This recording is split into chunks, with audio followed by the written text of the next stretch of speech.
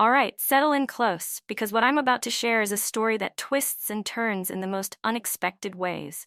A tale that dives deep into the messy heart of human connection and the choices that can change everything. My name is Clara, and this is something I've carried with me, a secret whispered only to the quiet corners of my mind, until now. My husband, Daniel, a driven man with a passion for his work, had kissed me goodbye that morning, off for a few days of meetings in Chicago. Our home, a cozy cottage nestled by the windswept Oregon coast, was usually filled with his booming laughter, but now only the rhythmic sigh of the Pacific filled the sun-drenched rooms. I adored Daniel, truly, and always cheered him on, even though his frequent absences left a hollow echo in our little haven.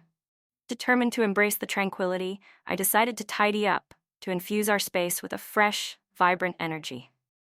My favorite indie folk playlist drifted from the speakers, a gentle soundtrack to the salty air that danced through the open windows. Dressed in comfy leggings and an oversized sweater, I started in the living room, my attention focused on the towering shelves where Daniel proudly displayed his quirky collectibles. Suddenly, a prickling sensation on the back of my neck made me whirl around. Standing in the doorway to the hallway was Leo, Daniel's son from his previous marriage. His dark hair was tousled, his eyes still holding the softness of sleep. "Morning, Leo," I greeted him warmly, trying to keep my tone light and breezy. "Morning," he mumbled, his gaze lingering on me with an intensity that made me slightly uneasy. He ambled into the living room, sinking onto the sofa, his eyes still tracking my movements. I tried to ignore the subtle shift in the atmosphere and continued dusting, but his quiet presence made it harder to focus. We fell into a casual chat about his college applications and the photography projects that consumed his free time.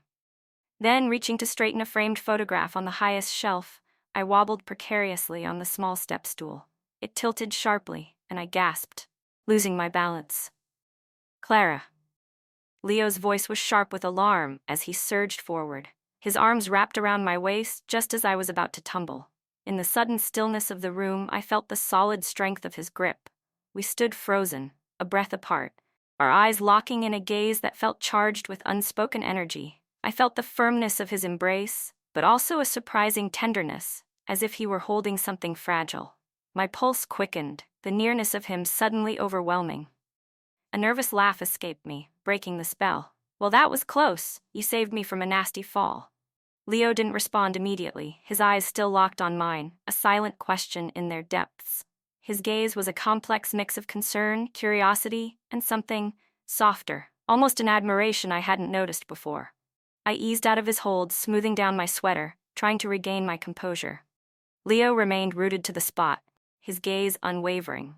"Got any plans for the weekend?" I asked, hoping my voice sounded casual. Leo shrugged, a faint smile playing on his lips. "Not really. Probably just chill here." I nodded and walked over to the sofa, gesturing for him to join me. I needed a moment to still the frantic beating of my heart. He sat down, and suddenly the space between us felt charged, intimate in a way it never had before. The silence wasn't uncomfortable, just thick with something unspoken. The sound of the waves crashing against the shore drifted in, mingling with the bright sunlight that streamed through the windows. I glanced at Leo and saw he was still watching me, that steady, quiet gaze holding a new depth. "I've always loved mornings like this," I said softly, breaking the quiet. "So peaceful, so unhurried." Leo nodded, his voice a low murmur. "Me too, especially when there's someone to share it with." His words hung in the air, weighted with a meaning that went beyond the simple sentiment. My heart gave a little flutter. "Clara," he said, his voice barely a whisper, his eyes still holding mine captive. Sometimes it feels like we just understand each other, without even saying anything." A flush crept up my neck. I shouldn't be feeling this way, but the intensity of his gaze seemed to blur the edges of everything. Without thinking, I reached out and lightly touched his arm. The simple contact seemed to electrify the air between us. The only sound was our breathing, and a feeling so potent it defied words. "Leo," I breathed, a question in my tone, unable to look away. He didn't speak, but gently placed his hand over mine, a silent reassurance. In that moment, I felt a pull, a sense that we were teetering on the brink of something significant. something that stretched beyond a fleeting moment. Before I could fully process the thought, he leaned closer. I realized I wasn't pulling away. Bathed in the morning light, his warm breath on my cheek, it felt as if the world outside had dissolved. Leo leaned in, and I found myself mirroring his movement, a slow, inevitable surrender. The moment stretched, timeless, until the space between us vanished. His breath ghosted across my cheek, warm and impossibly close. I closed my eyes, the sounds of the ocean fading into a distant murmur as his lips brushed against mine, soft, tentative, yet brimming with an emotion that sent a shiver through me. The kiss wasn't rushed. It was gentle, as if we both understood the gravity of the boundary we were crossing, a point of no return. My heart hammered against my ribs, a frantic drumbeat. I knew this was wrong, a line I shouldn't cross, but in that moment, reason seemed a weak opponent against the sudden, fierce warmth Leo ignited within me. His hand slid along my cheek, pulling me closer, as if afraid I might disappear. I could feel the frantic rhythm of his heart mirroring my own. I reached up, my fingers brushing his shoulder, feeling the solid frame beneath my touch, his breath quickening as he whispered my name. Clara? The sound of my name on his lips sent another shiver through me. I rested my head against his chest, his arms wrapping around me, a haven in that sun-drenched room. His breath mingled with mine, his warmth enveloping me. My fingers traced the line of his jaw, the warmth of his skin beneath my touch sending a fresh wave of feeling through me. Leo's arms tightened almost imperceptibly, his eyes reflecting a raw sincerity, a longing that was impossible to ignore. We both knew the unspoken had been spoken, the invisible wall had crumbled. He lowered his head and kissed me again, this time deeper, more insistent, each touch eroding the carefully constructed walls I had built around my heart. My fingers tangled in his hair, my hands trembling with the weight of emotions I could no longer contain. Outside, the waves continued their steady rhythm, a reminder of the world beyond our fragile bubble, but in that moment, all that existed was his breath, his heartbeat, and a closeness that felt both forbidden and strangely right. Stop, I told myself, but my heart refused to obey.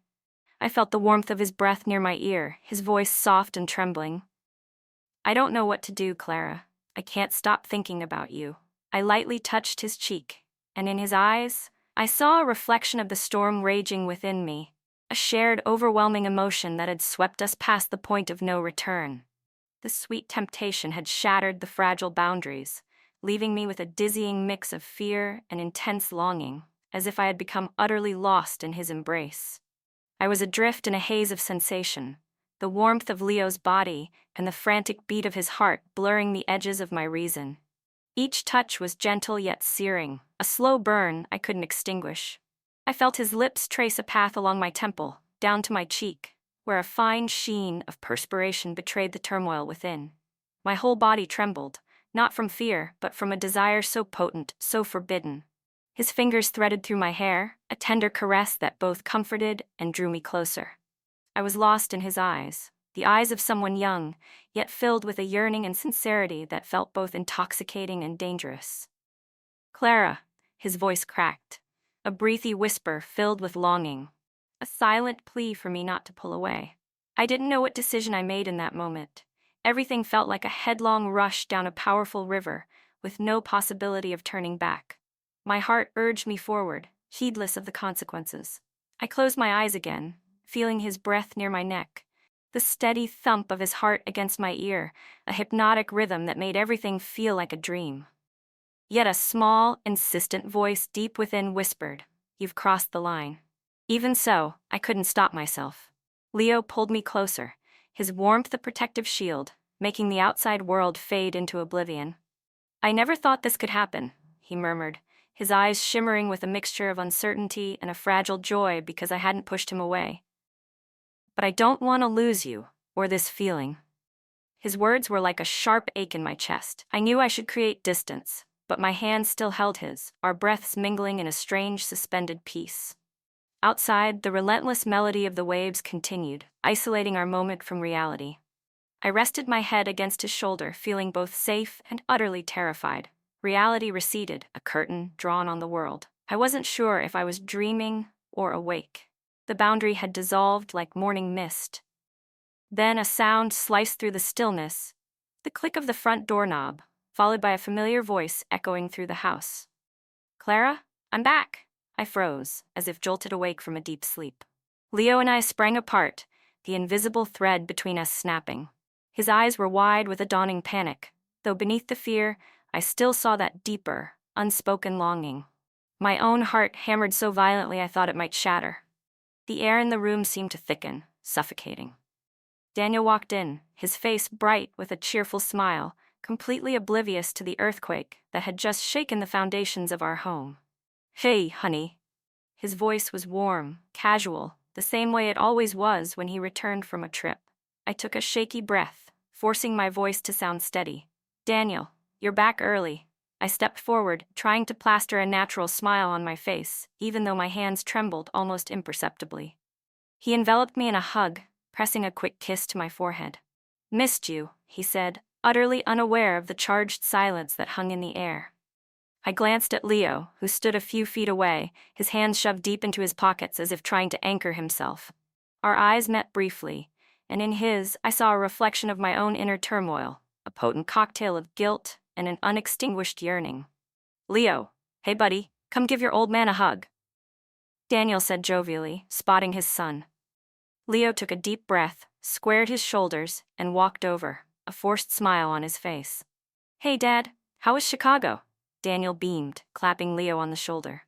"Great, smooth sailing, even brought back a couple of little somethings for you both." A lump formed in my throat as he spoke of "you both," a stark reminder of the impossible chasm that had just opened beneath my feet. Daniel turned to me, his face alight with happy anecdotes from his trip, but his words barely registered. My mind was still replaying that earlier moment, the unexpected intensity of being truly seen, truly desired, in a way I hadn't realized I was missing. Leo stood quietly behind Daniel, his gaze still drawn to me, a silent plea in his eyes. I avoided his gaze, desperate to keep Daniel from noticing the seismic shift in our dynamic. "I'll make some coffee."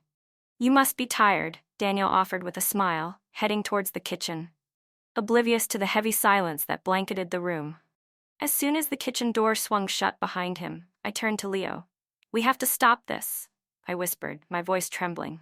Leo took a step closer, his eyes filled with a raw pain that mirrored my own. "I know, but this feeling..." He swallowed hard, as if the words were caught in his throat. "Leo, we can't go on like this. This family." I clenched my hands together, clinging to the last vestiges of my resolve. "This family is everything, Leo." He was silent, his eyes reflecting a profound sadness.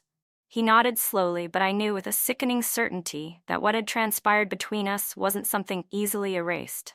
Daniel returned, 2 steaming mugs in hand, his smile as bright as ever. "You two look awfully serious. Nothing dramatic happened while I was gone, did it?" I forced a light, though undeniably strained laugh. "No, nothing at all. Just catching up," I replied, reaching for the offered mug. Leo offered a weak smile, but his eyes remained clouded with unease and a lingering regret. He turned and walked towards the large window overlooking the turbulent sea, as if searching for an escape from the room now thick with unspoken memories. I sat beside Daniel, but the familiar comfort, the usual sense of peace, had been shattered, replaced by a fissure I wasn't sure could ever be mended. The warmth of his hand in mine couldn't quell the storm brewing within me. In the days that followed, a heavy silence permeated the air. I tried to maintain a semblance of normalcy. The usual chores, the familiar rhythm of preparing dinner with Daniel, the polite inquiries about his work. But in every quiet interlude, I could feel the weight of Leo's gaze on me. He avoided direct eye contact when Daniel was present. But whenever our paths crossed, in the narrow hallway, the sunlit kitchen, or on the weathered porch, the awkwardness, the unspoken tension, hung thick in the air. One afternoon, while Daniel was out watching a game with friends, I retreated to the backyard to tend to the rose bushes. The late afternoon sun cast long shadows across the lawn, but my mind remained tethered to the thoughts I couldn't shake. I heard soft footsteps behind me and knew instantly it was Leo. My heart clenched, but I didn't turn around. He stopped a few feet away. "Just wanted to get some air," he said, his voice low, tinged with an awkwardness that mirrored my own. I nodded, focusing intently on the task at hand, but the hand holding the garden hose trembled slightly. Leo took another step closer. The soft whisper of his breath carried on the cool ocean breeze. You're avoiding me, aren't you? His voice was quiet, but held an undeniable urgency. I remained silent, unsure how to respond. I was terrified that if I spoke, the fragile equilibrium I was desperately trying to maintain would shatter. I know what happened, he continued, his voice thick with an emotion I recognized all too well. It's hard to accept, but I can't pretend it didn't happen. I can't stop thinking about you, Clara. I finally turned to face him, and in his eyes, I saw the tangled mess of emotions I was trying so desperately to bury. Confusion, longing, and a profound guilt. Leo, I said softly, trying to keep my voice steady, we have to move past this. His gaze faltered for a moment before returning to mine, pained yet resolute. But how, when every glance, every moment just brings it all back? I grip the hose tighter, my knuckles white. I feel it too, Leo. Every morning, every night, that moment replays in my mind as if it were yesterday. But we have to stop this. This family, it's everything Daniel and I have built together. I took a deep, shuddering breath, my eyes stinging with unshed tears. Leo, if you care about this family, about your dad, then we have to let go. He remained silent, a visible battle raging within him. Finally, he nodded slowly, his shoulders slumping slightly, as if he had just lost something precious. I watched him turn and walk back towards the house, leaving me standing alone in the fading twilight, a hollow ache in my chest. I knew it was the right thing, the only thing to do, but the distance that now stretched between us felt like a piece of my own heart had been torn away. I stood still in the yard as the last sliver of sun dipped below the horizon. The waves continued their relentless rhythm, a reminder of time's steady march, but inside me, everything remained a turbulent, unresolved storm. I knew that feeling hadn't vanished. Every glance, every stolen memory of Leo was etched into my mind. But I also knew that if I didn't act decisively, if I allowed us to remain in this emotional limbo, everything would eventually crumble. That night in the quiet house, while Daniel slept soundly beside me, I sat on the couch, gazing out at the vast, dark ocean. My thoughts were a tangled web of regret and a fierce determination to protect what I held dear. The next morning, I knew it was time to confront the suffocating tension once and for all. I walked into the kitchen, where Leo was sitting at the table, his eyes lifting immediately as I entered. Perhaps he already sensed the inevitable conversation. I sat across from him, my hands clasped tightly in my lap to still their trembling. Leo, I began, my voice soft but firm, we can't keep doing this. He nodded slowly, a deep sadness etched on his young face. I know, but how do we pretend it never happened? I looked at him for a long moment, the ache in my chest a dull counterpoint to the resolve hardening within me. We can't change what happened, Leo, but we can choose how we move forward. You have your whole future stretching out before you. And I have a responsibility to this family. Leo lowered his head, his shoulders heavy with a burden no young man should carry. I've never felt anything this strong before, he murmured, his voice thick with emotion. But I'll try. I reached across the table and gently placed my hand over his, a silent farewell. I believe you can, Leo, and I will too. We sat together in silence, but this time it was a silence of acceptance, of a shared understanding. I knew that what had transpired between us wasn't a mistake in the sense of being meaningless. It was a part of the messy, unpredictable landscape of human emotions, something that had unexpectedly bloomed in the quiet corners of our lives. But choosing to let it go, to step back from the precipice, didn't diminish its significance. Instead, it was a testament to a different kind of love, a respect for each other, and for the fragile bonds of family that held us together. A week later, a piece of news arrived that felt like a breath of fresh air. Leo received an offer for a prestigious internship in New York City, a dream he had nurtured for years. When he shared the news over dinner, Daniel was ecstatic, his pride radiating as he clapped Leo on the back, celebrating his son's achievement. I offered a genuine smile, though a quiet mix of relief and a bittersweet sorrow settled within me. The day Leo left, I stood at the door and embraced him in a long, heartfelt hug. Take care of yourself, Leo, I whispered, my voice thick with unspoken emotions. He nodded, his eyes holding a newfound maturity, a quiet determination. You too, Clara. I watched his car disappear down the winding coastal road, a strange mix of lightness and emptiness settling within me, as if I had closed a significant chapter of my life. Our story didn't have a fairy tale ending, but sometimes, choosing to walk away, to create distance, is the only way to truly hold on to what is beautiful and necessary. Stepping back into the warmth of our home, I heard Daniel call my name from the living room, his voice a familiar, comforting anchor. I walked in and offered him a smile. Life moved forward, and I had made a choice to carry on, to nurture the quiet peace I knew I needed to protect within myself, within our family.